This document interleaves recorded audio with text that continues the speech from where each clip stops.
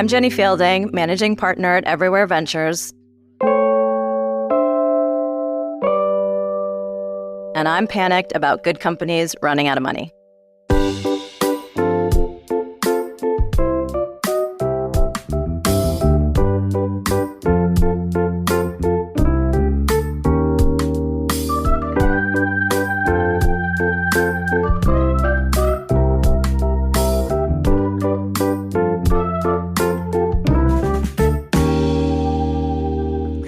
K-Nut?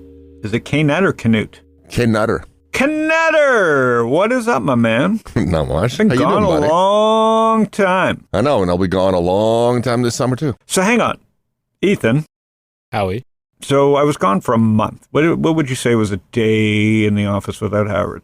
It was quiet. Yeah, I saw the utility bill way down. Was anybody working? I was hoping that utility bill would stay the same as a sign that somebody was turning the lights on. Yeah, I was working with the lights off. Got to keep overhead low, you know. You got the memo. Somebody did. Yeah, it's tough times out there. Yeah, no kidding. It's tough times out there, man. I had to cut my son back. Oh, yeah? On Venmo, yeah. I gave him a new app. It's from Venezuela. It goes through Venezuela, but we save a penny. No, I don't know. I don't even know. Our guest today will know if there is a Venezuelan Venmo because she travels the world. Oop, I already gave it up. It's a she. All right. Yeah. Awesome.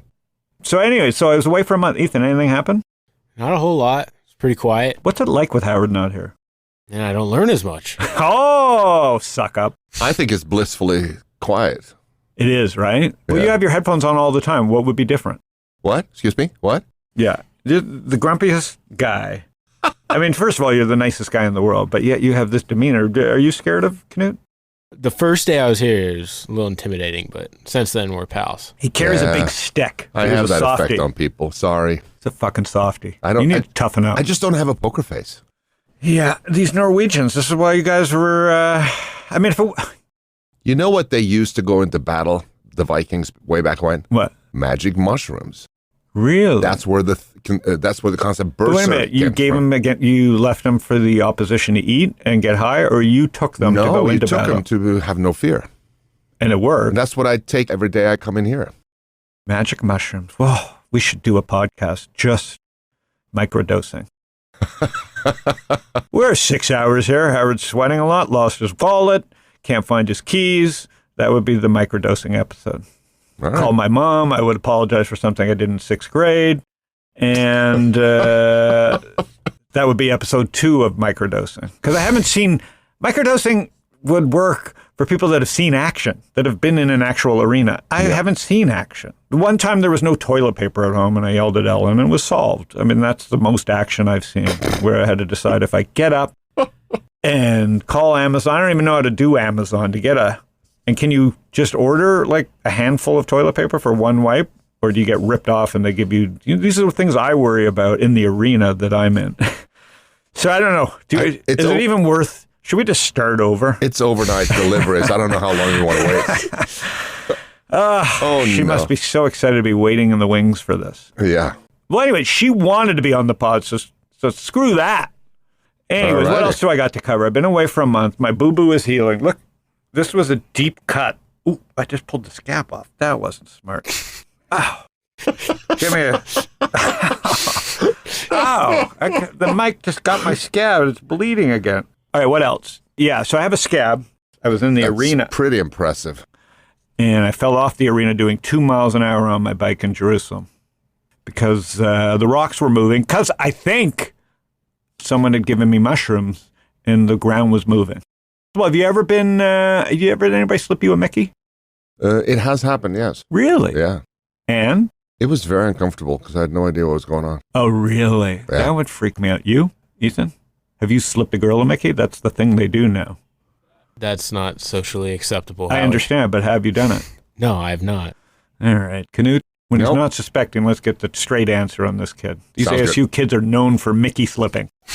That's a hashtag on TikTok for ASU, isn't We're very it? innovative. Hashtag Mickey slipping. So we've covered all the 4th rails there. What's your thought on Nazis while we're here?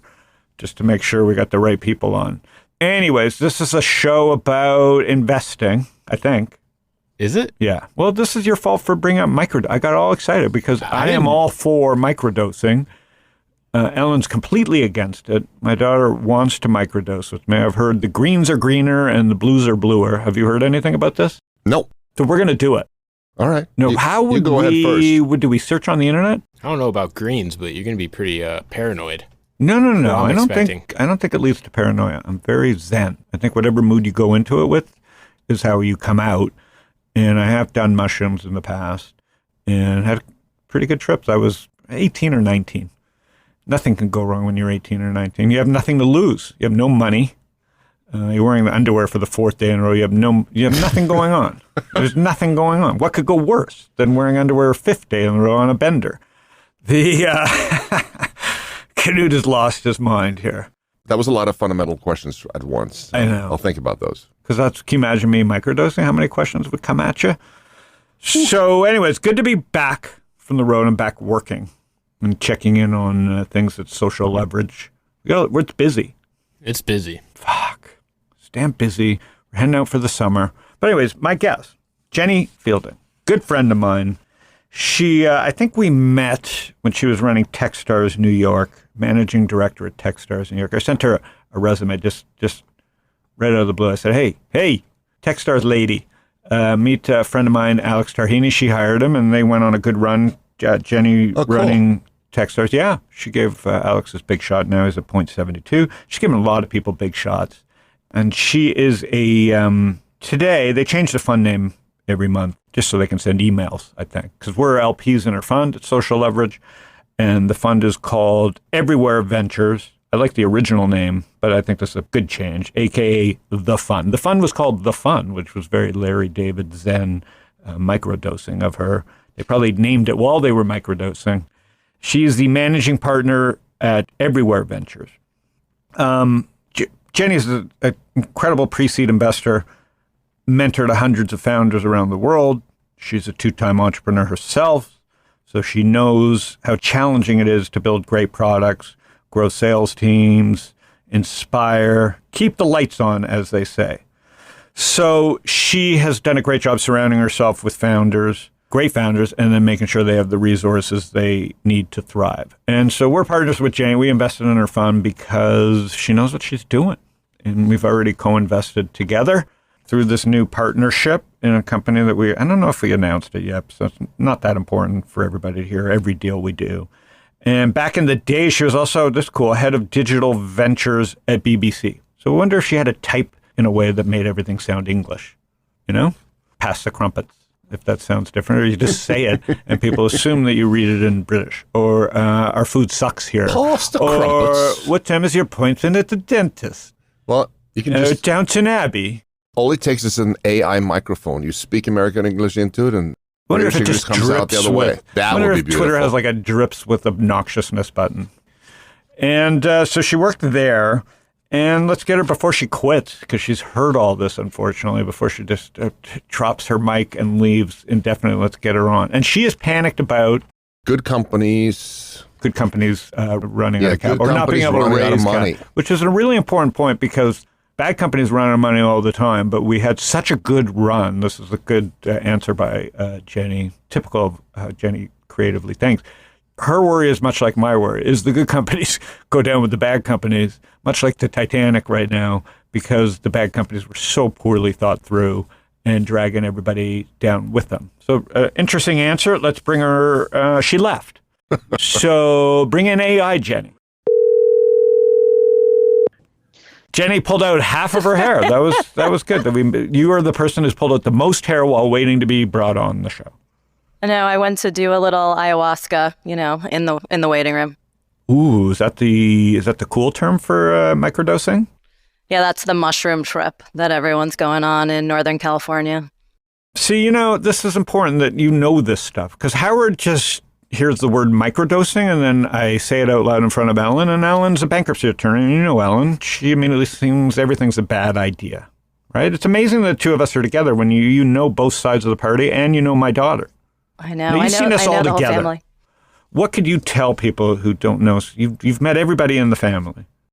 I mean, honestly, think the most unusual thing about you all is how normal and, just nice people that you are, despite the external, trappings. That's a good... Knut, do you agree with that? Look at Jenny. Yeah, I'm She nailed taking us. notes right now, actually. No, she nailed us. She Yeah. nailed the Lindzon. Exactly. What do you think? You've seen Ellen commit a crime.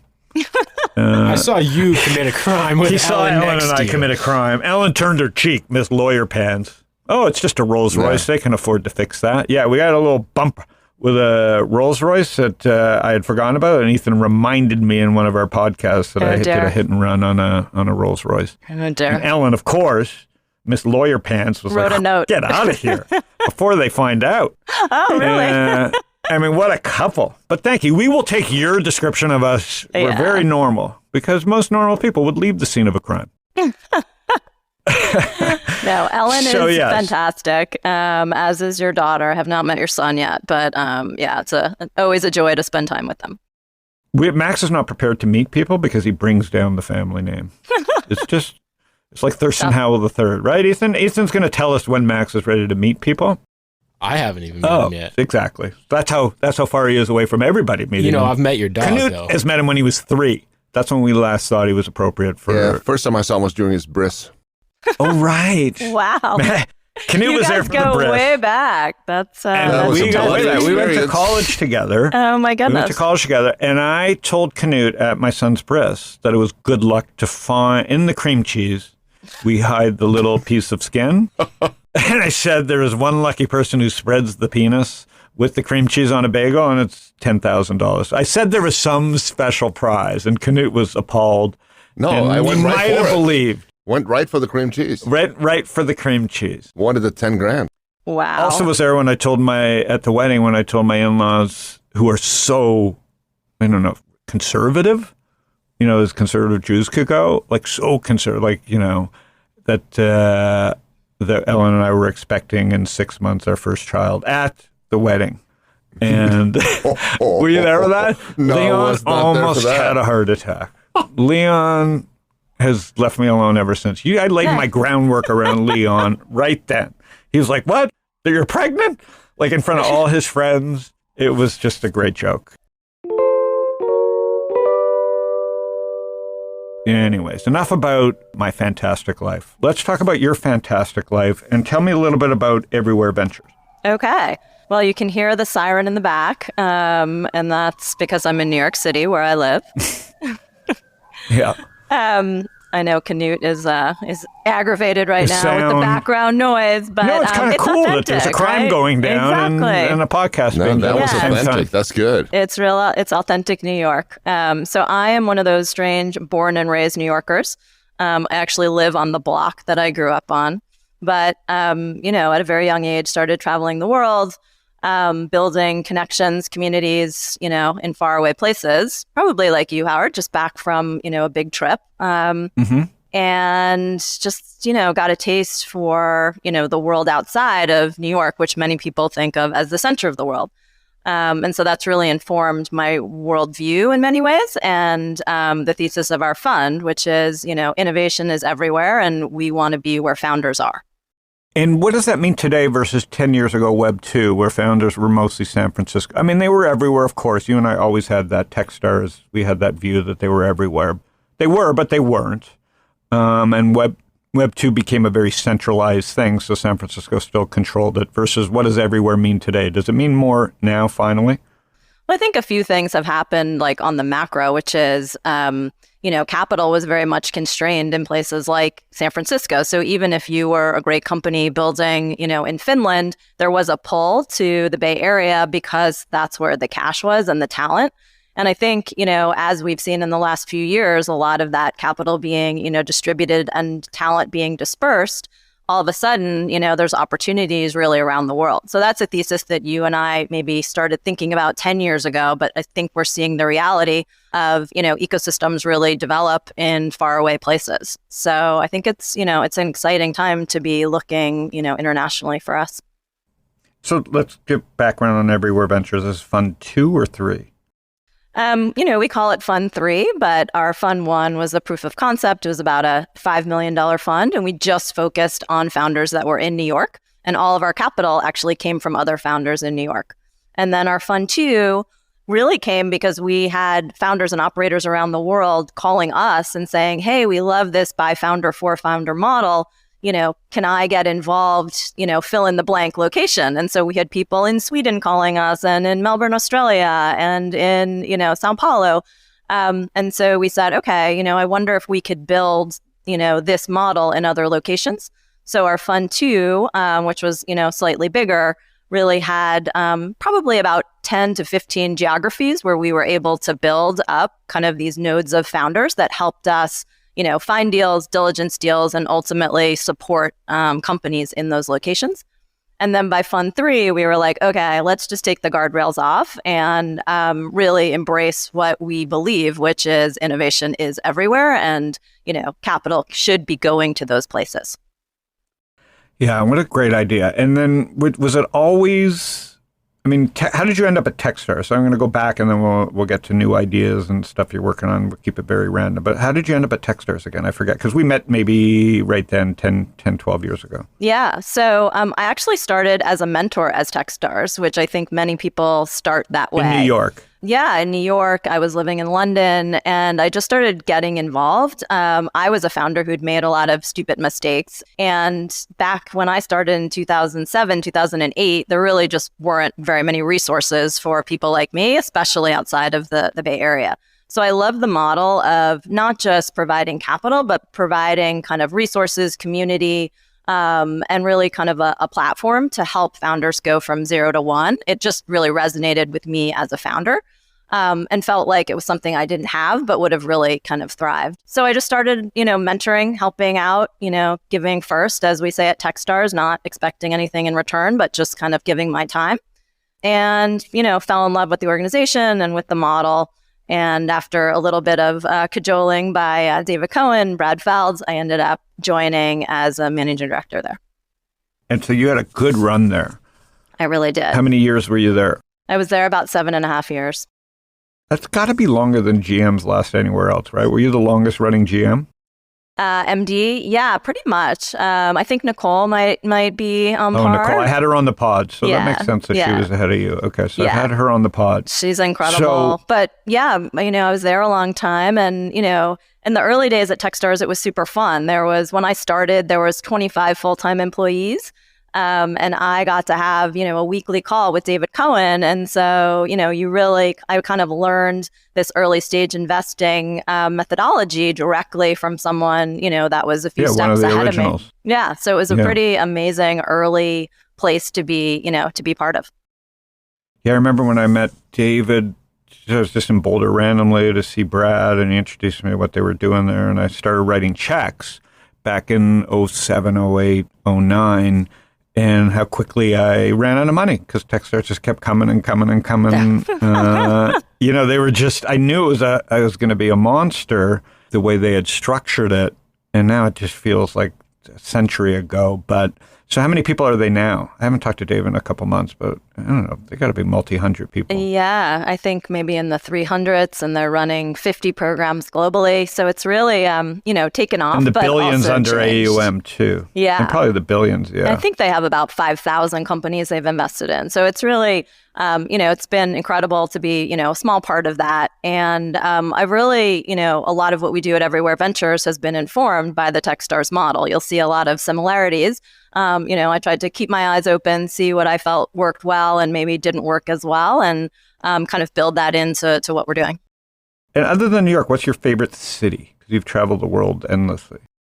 To live in, or what's I don't know, what's the favorite end city, of that? and then favorite, if you had to move, what would be your favorite city? But what's your favorite city to hang out in and meet founders? Well, I've been spending a lot of time in Spain, and I'm very impressed. I've always loved Barcelona. I lived there for about 10 months, but I'm very impressed by what's happening in Madrid.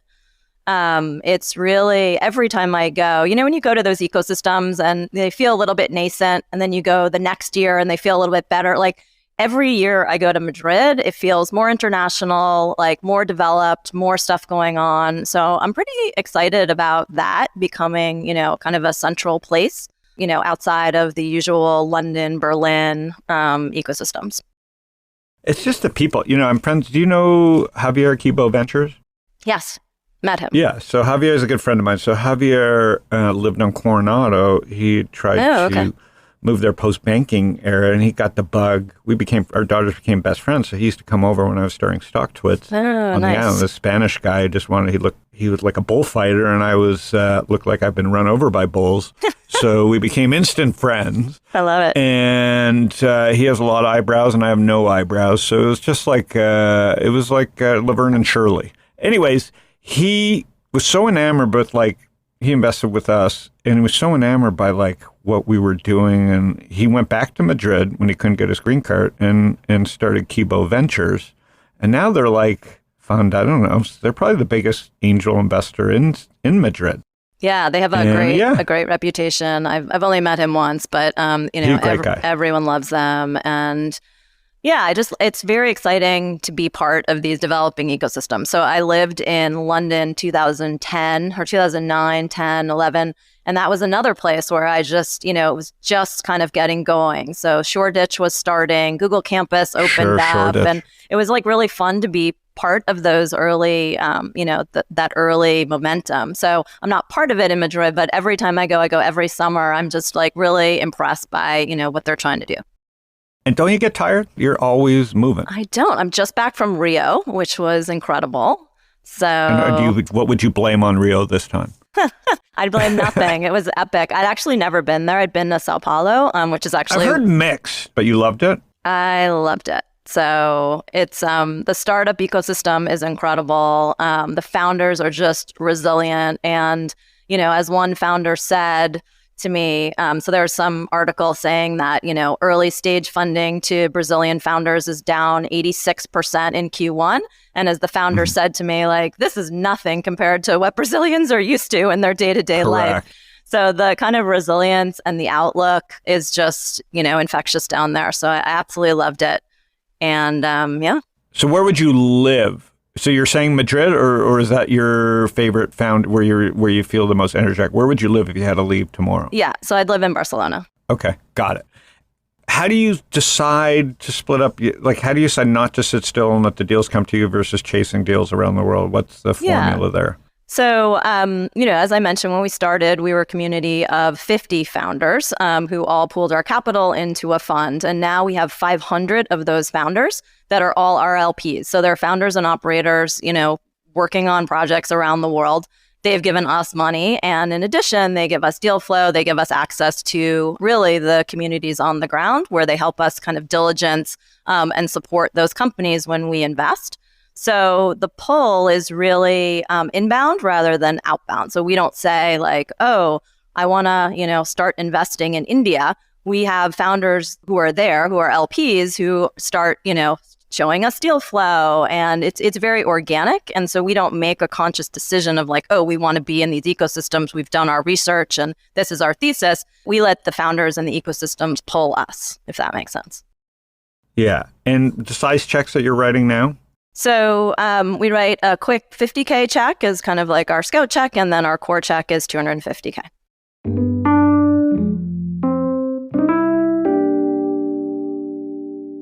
And so what are you seeing yourself? You've now been through the boom, the bust, the Brazilians, like you said, certain people, this is nothing. Yeah. To Americans, it's something, but it dragged so many people in. So what's the biggest thing that you've seen? Because you said that you're most worried about the good companies not getting set. So what do you mean by that? Yeah, so I think what we're seeing is what we're calling this flight to quality, where investors are still, sitting on a lot of capital, still, want to deploy, but they're really taking safe bets as opposed to what they've been doing, for the last 10 years, I guess, more, opportunistic or, experimental type investing. So the flight to quality, what we're seeing, if you think of our portfolio, which has 250 companies at this point, you've got a top tier, you've got a middle, and you've got a bottom. Now, in the last few years, I think the bottom companies have been continuing to get funding. And as you and I know, that's not really healthy either, right? The bottom companies should go out of business. Those founders, if they're good founders, should regroup and kind of recycle, right? The top founders actually right now are really commanding even more capital. So we have a few companies in our portfolio, which I'd consider the top, which have just closed kind of mammoth rounds.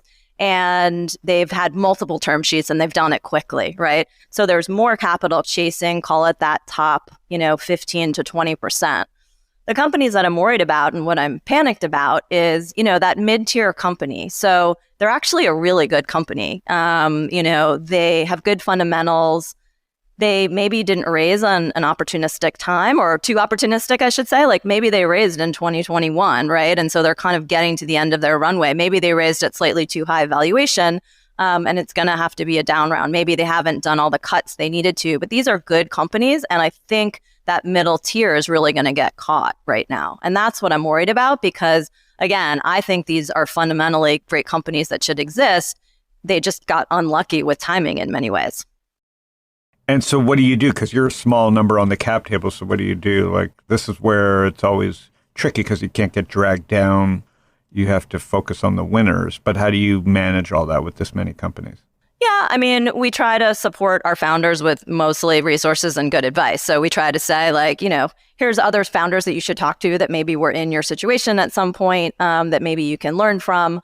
When we see something, I think what we're known for, or what I'm known for, is really being direct. And so that can be unusual in venture where everyone wants to be nice and everyone wants to kind of keep optionality. And I've, just call up founders and I'm like, dude, your burn is way too high. We need to cut this. And when I get pushback, I give them the reality check that, they're going to be out of business and no one's going to come save them. So I think, having those hard conversations that no one wants to have is something that, we've been doing for a long time and we feel fine with, right? I just can't believe how many founders I had to just say, guys, who's telling you to do this stuff? Because it's not me. So I know you must be getting this information from somewhere right. to burn recklessly. And who do you think is going to be there for you when you run out of money? Yeah. So the good news is, I think the message has been delivered. If you're not aware of this by now, you weren't meant to ever be an entrepreneur. But now, like you said, now we have the winter where certain companies are just going to skate by. Good founders will be able to skate by here and figure out ways. We've had founders doing that. And then other ones that are just staring at us like, what do I do next? And I'm like, that's not what we do here. We'll give you good advice, but like what we do next is up to the founder. Yeah. Like you got to pick up the phone. You got to use LinkedIn. You got to use those tools that we all make fun of and make magic happen. I've been pretty surprised, how hard it is for founders to cut their teams back. Now, I get it on the one hand, like, hiring has just been so hard the last few years. And so if you spent, the last 2 years just bringing together your dream team, I understand why you're reluctant to let them go. But there has to be a reality check that you can't support this. So, I think there's been a lot of that. The other thing that we've seen that we've been quite surprised at is just the huge salaries early stage companies are paying, while they're still, Series A companies, seed companies. And, I believe that the job of the CEO is to, attract talent with things other than cash, right? And so, when I've said that to founders, they, oh, Jenny, yeah, that sounds nice, but you don't know how hard it is out there. Like, yeah, I do. But that is, the role of the CEO, especially, and really the founding team. So, cutting back the team size, reducing burn has been much harder than I thought it would be for many founders.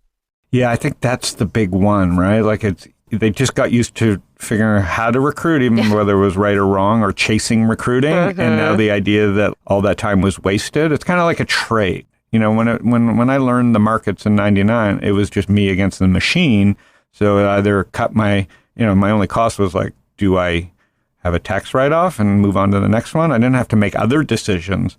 So they're coming to fires not with the stock market, it's with humans and with bad decisions that they made that aren't quite as simple. You're going to have to deal with reputation. This person may say something bad about you. They may talk bad about your company. It's not as easy as just selling a stock. For sure. And I went through this with my own company where we almost ran out of money and we had to make some hard decisions. So, I say it with a lot of, empathy, and I realize that it's hard, but I also think, your obligation is to the company. And so, it is your job to keep the company, afloat and to make right financial decisions. And I think there's been a reluctance to do that. And so it's been hard to watch from the sidelines.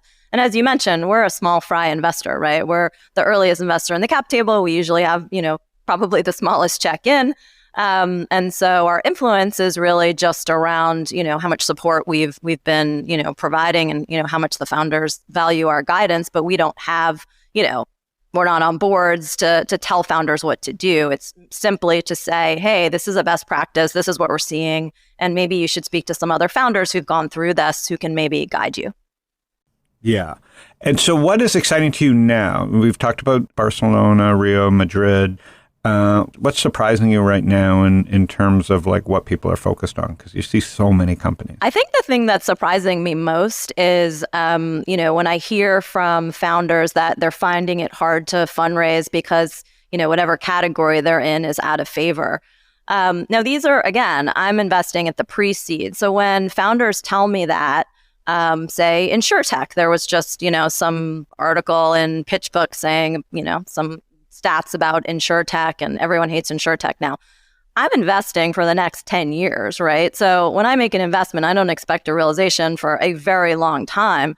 So it's a little disheartening that, there's a part of the market that's so focused on today. I mean, I get it if you're in the public markets, but that shouldn't really reflect what we're investing in today. So on the flip side, I'm pretty excited about that. I love fintech. And because, fintech has been, down in the dumps in the public market, we've seen prices come down at the early stage, which gives me more opportunity. So ultimately, it doesn't really bother me, but I think it's just a strange human characteristic that if I'm investing for, the future, I shouldn't really be looking at the trends of today because that's not really relevant. I have to have a thesis of where the world is going. And so with insurance, for example, we've looked at a bunch of insurtech companies in LATAM, for example. And so, it's very hard to get those companies funded right now. Everyone's down on insurance. People are, thinking twice about developing ecosystems. But if you believe that there's kind of a rising middle class and that there's, that those ecosystems or those countries are changing and that this is going to be a trend of the future, then by all means, I think it's a great time to be investing in those spaces. So yeah, we just do our own thing. We don't really, worry about it. And we're actually benefiting, I guess, from many people retreating from both international investing, because now they're saying, oh, well, we can get to valuations that make sense at home. And in categories that we like, which is insurance, fintech, some of these ones that are really out of favor, we're excited about. But you can still, if you see 10 companies in a row in New York, you can just do them all in New York. Sure. I mean, Our fund, the reality is about 70% are North America. And then 30% is kind of this rest of world, which is really divided into LATAM, Africa, and Europe for now, as we kind of spread our tentacles in other places.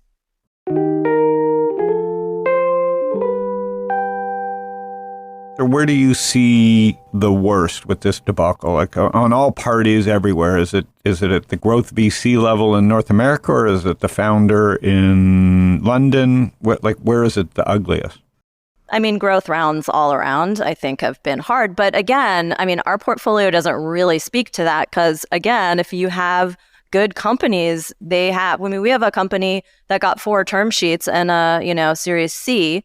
And had no problem doing so. So there is this kind of binary outcome that I think is happening, which is the good companies are struggling, the great companies are not. And, that makes me worried. I see that all up and down the stack, but I think at growth, it's pretty acute. And so what's going to happen if you're a growth company, you're doing well, but you're not crushing it and you're overvalued from your last valuation? I think you're in a very tenuous spot. So that worries me. Yeah, I think that's the weakest spot. And the lesson is that may never come back, meaning the next thing that could come back is IPOs, which means everything gets ratcheted down. And what was a Series D, it should have already been public. So the whole stack's going to change. That's one thing I know. The stack's going to change with ZERP, unless you go right back to ZERP, which, anything's possible. I'll change my mind again. Yeah. But in a non-ZERP world, that growth capital is dumb. It would never made sense to me to delay things, and Stripe is probably the penultimate, what could go wrong. So I don't think we go right back to that. Yeah. And what do you think about M&A opportunities? Because that's something that's been coming up a lot. Well, if you're a good company, but you're not quite have the metrics, maybe there's an opportunity to, have some M&A opportunity or to team up with another company. So we're kind of, interested in that as well.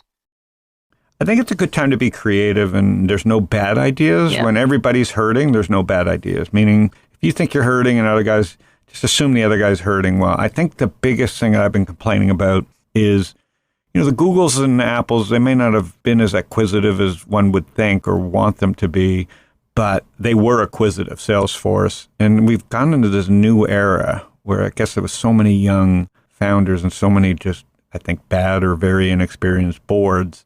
And so no one has a corp dev muscle, it feels like. And every corp dev deal from Square's Afterpay to like whatever, Robin, it's just so non-impressive, Even Uber, like, forgetting good and bad, like, who gave them advice that they had to take over the world? Like, America's so big that I don't know what people were thinking about. So to answer your first question on M&A, U.S. is where M&A lives. So M&A, if you're relying on M&A and you're international, your M&A chances have got to be 90% lower than M&A in the U.S. I don't have the numbers on that, but I never hear of like banks buying things in other countries or roll-ups happening in other countries.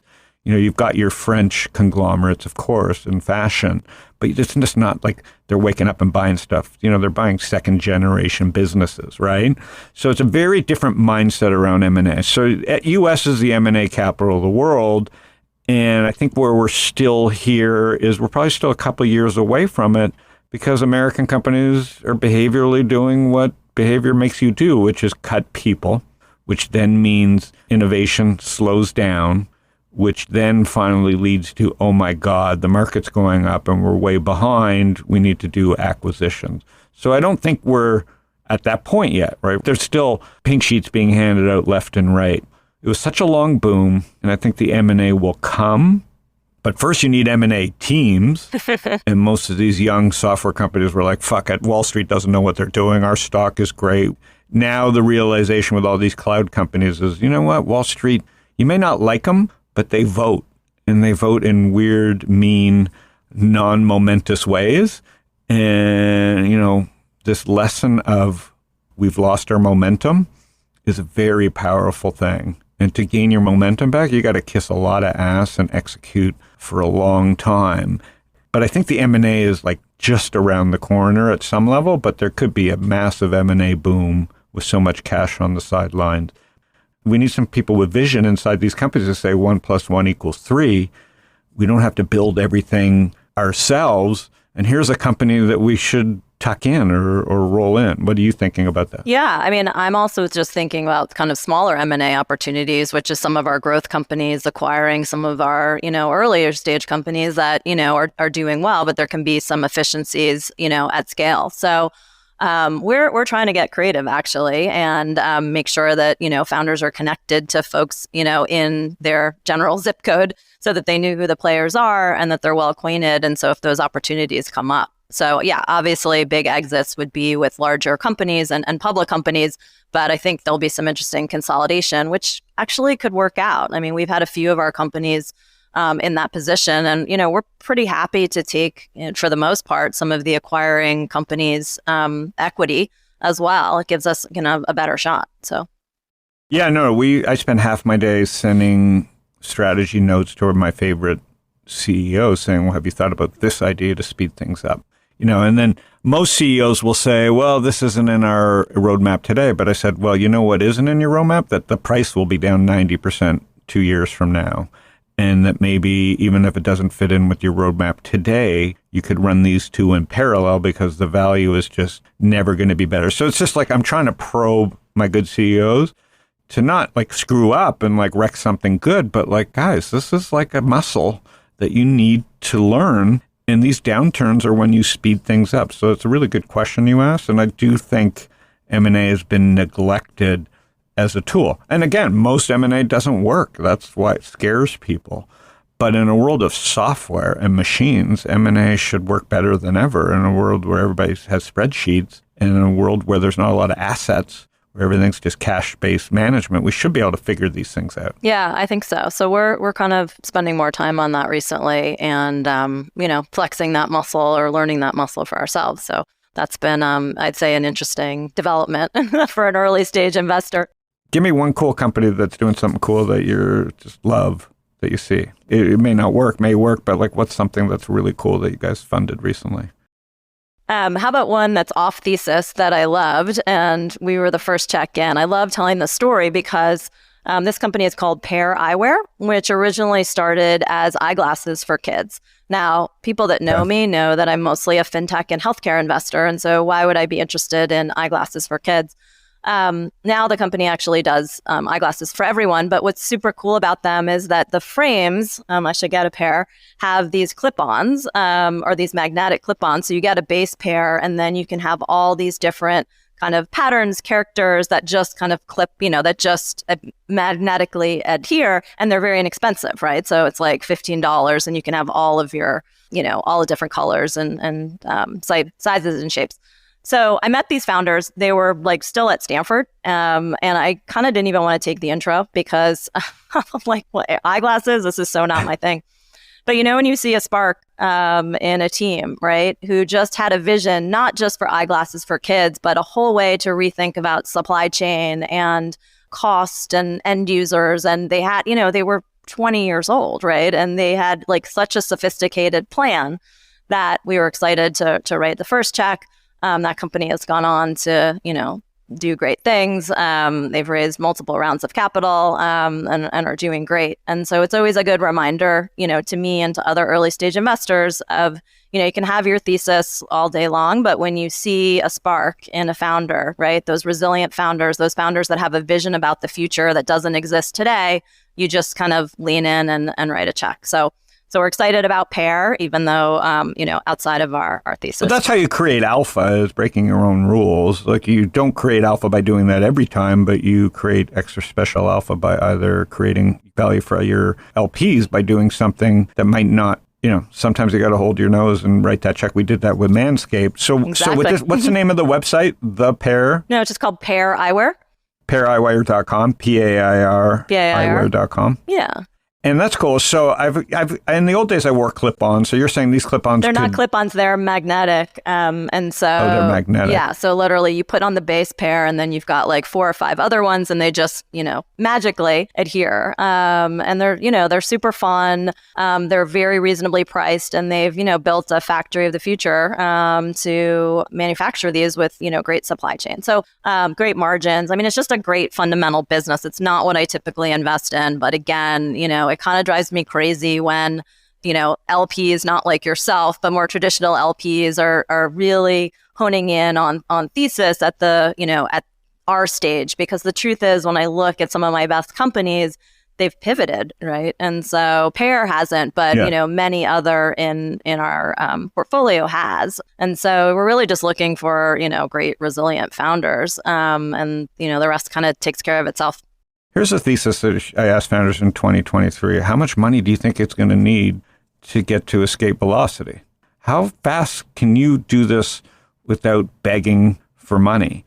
Yeah, I think it's an interesting mindset. In the last few years, there's been a little bit of like an entitlement where, founders just expect that you're going to raise your next round. Now, I started my first company in 2007. I raised a small 500K angel round. I didn't really think that there would be money beyond that. We actually, turns out that there was as we started to scale. But I think the mindset, I'd come from finance, I went to law school. I didn't come from, the tech ecosystem. I was living in New York. And so the mindset always then was like, build a sustainable business where you kind of control it, right? Which is around profitability. So I don't want to swing, too far that everyone has to be building a profitable business from day one. And that is what venture capital is for. But in the last few years, people would come to us, founders would come to us, and they kind of would have an idea and just expect that they could raise a $3 million round. Now, if they went to certain schools and if they came from certain companies and if they were based in certain locations, they probably could. But those weren't really the companies that we were interested in. All of our companies that are top performers, the founders have very interesting stories and backgrounds where they've overcome hardship, where they have a chip on their shoulder, and they just haven't been from the elite.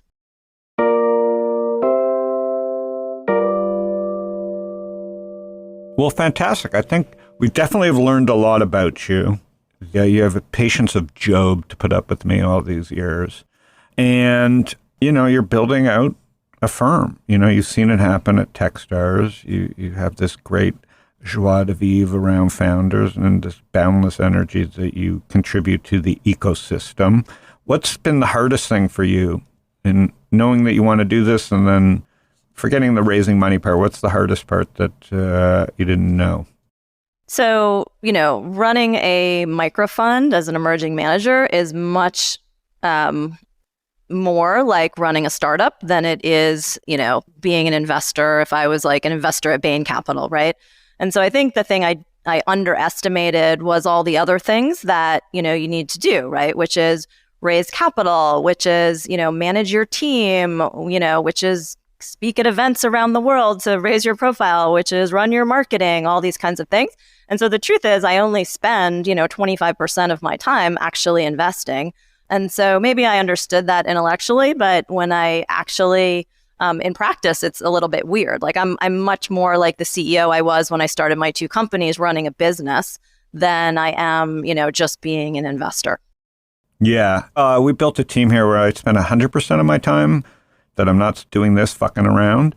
And this isn't fucking around. This is investing because we invest together. But so I actually consider this investing. I spend 100% of my time putting out the vibe and investing, which is probably why I continue to love doing this, is I'm not doing Tom's job. Although grass is greener, everybody thinks someone else's job is great. I just was born to be an investor, meaning I'm born to talk to people and see things. And so here's the truth, Howard. When I say that, I don't say it as those are the other, the other things are the bad things. I'm a natural CEO and I actually like the diversity of it. So I go really deep when I want, we just started our own podcast, right? And so, I've been working on that and I've been, working on expanding our LP base. And so, I have all these other hats that I can put on. And I actually think that's the most fun part of the job. It was just unexpected. Yeah, no, you are a CEO. I'm not, meaning I always wait for Tom. I just push the buttons and Tom goes, what the fuck have you been doing for 6 months? I got to pull the reins in on this. You know what I mean? Like I'm not a natural CEO and I'm waiting to be led versus if you let me be CEO, things will not go well past one person. Look at me. I got an intern running the whole fucking place. Well, anyways, you are a good CEO for sure. You have all the qualities. You ask the right questions. You know to call Tom, not me, for certain things. I've already talked to Tom twice today, so. Exactly. So the thing is, like, we have this great organization where even though we're small, we know everybody, we got each other's back. Like my job is to make sure that we're front end loaded with deal flow, which is talking to people like you about deals, not about how stuff works. And about the world, as much as I travel the world, I'm friends with enough people that are traveling the world all the time to touch base and see. So good insights there. I know that you put in the hours. And shout out to you for reading my LP updates and getting some deal flow from that. So, I send this LP update every month, right? And there's a lot of stuff about what we're doing in the community. There's a lot of stuff on the deals, what we're seeing, trends. And Howard is like the first person to open it, read it, and respond. And he ended up responding, asking for an intro to a deal that I was leading. And then he ended up leading the seed. So that's a fintech company in our wheelhouse. And that was really exciting. But big shout out to you for being such an engaged LP. Well, that is my job. I appreciate it, but that is my job. Like, people are always surprised. And I'm like, when people read my email and send me a nice note, I'm like, I get up and write. If why send it? Like, I don't read everybody's email, and part of my job is to curate. But if the managers that we invest in are sending me updates, it is my job to read them and to see. And now, Ethan, you're doing that too. You're ingesting them. But yeah, we have to get better at. Part of our job was to get bigger, was to push the investing, the 100% that we can't do, to people that are doing it more than us. And eventually, you'll figure it out and either go up to 50% or hire someone that does it 75% of the time. But that's what we trust you to do. So there's no real answer to how to do this other than to be doing it. And like you said, I think the key is to give good advice. That scales. Bad advice is like cancer. And it's hard to remove bad advice from the system. And, a boom that we've had has led to a lot of bad, like we're seeing, like just, what? This isn't how it works. We don't get massages and sushi. Although sushi happens here Mondays. Yeah. And so we have to, unfortunately, pull that cancer out of the system and get things back to, listen, you may not have to make profits the first year, but there has to be some semblance that you're thinking through where we're not going to be on the dole to venture capitalists, because we've seen how that plays out. And the LPs need to have money returned to them for this whole thing to work, which is another thing, the circle of life. So I appreciate your contributions to the circle of life. What's the biggest exit you've had? Have you had one where you're like, oh, this feels good to return big numbers to LPs? Have you had one of those? Not through Techstars? Yeah, through Techstars. I had a company that went public. So it was talk about seeing the circle of life, right? 2 guys and a prototype through to a public company. So that was a pretty incredible experience. Awesome. So you've seen it all. That helps. I look forward to doing some more deals together. And then where's your next big trip? So like you, I'm heading to Israel in 2 weeks, and excited about that. Cool. I'll have to set you up there with a few people. That sounds great. Always looking for recommendations. All right. Well, have a great summer. Great to see you. Thanks, Howard. Keep cranking, and we'll let you go. All right. Get back to work. Thanks so much. This was super fun. Thank you. K-Nut. Howie, dude. So she has a podcast, Venture Everywhere? Yep. All right, so that's cool, because she is everywhere. She is like the cloud. That's what it takes. I mean, listen, that's where you invested in her. It's like busy feet. Eyes, ears, feet. Energetic. That's how you invest. You can't invest from a desk. Zoom was a fallacy. Zoom was it was a false lead. Zoom is a magical thing, but it's a tool that is to be used as a secondary tool, not as a primary tool. It was a primary tool for pandemic. It's not a primary tool for living your life. Now, there are a certain percentage of people who are phobic, and it's been a miracle. But you aren't phobic people. Get out. Eyes, ears, nose, feet. That is how you invest. That is Jenny Fielding, a pro. We like to have pros on here. Everybody's a pro. We just like to goof around a little bit. You are listening to Panic with Friends. I, Howard Lindzon, or Lindzon, or H-Man, or the King. What do people call me? Asshole. You can search my name, or asshole. We're ranking high on asshole these days. But you can search my name, Howard Lindzon, or Panic with Friends on Apple, Spotify, Google, YouTube. What's the Russian? Yandex.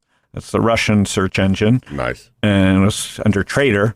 And you'll see Panic with Friends. You subscribe, and you will get a podcast. It won't sound like that when you subscribe. It'll just say, and you will get one of my podcasts every week when I do them with Canute. Thanks, Canute.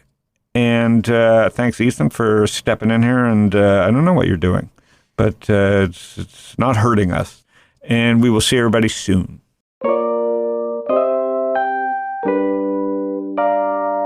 Howard Lindzon is the founder and general partner at Social Leverage.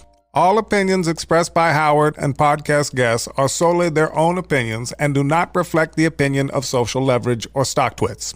This podcast is for informational purposes only and should not be relied upon for decisions. Guests may maintain positions in securities discussed in this podcast.